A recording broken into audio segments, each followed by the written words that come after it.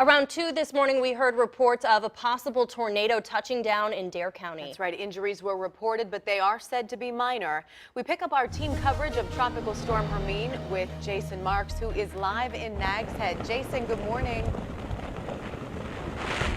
Good morning, guys. Yeah, we're right in the middle of the storm, have been for a couple hours here in the Outer Banks. Now, let me touch upon a little bit about that situation that happened on Hatteras Island.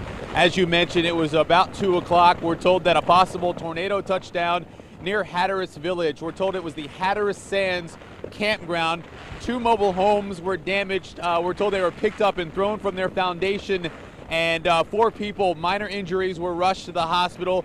Crews quickly rushed out there and searched for everyone. What I'm told is that everyone is accounted for, so that's good news. 4 minor injuries, could obviously have been a lot worse. So here we are now, we're in Nags Head.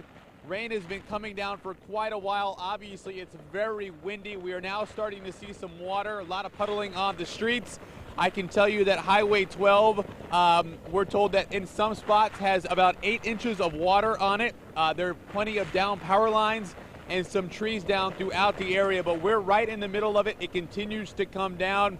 We will not know about some of the major damage estimates until obviously the sun starts to come up and we start to see some of those damages, but it's continuing to come down. Not a good situation here in Dare County. We'll have an update for you coming up in about a half an hour, but for now, that's the latest in Nags Head. Jason Marks, 10 on your side.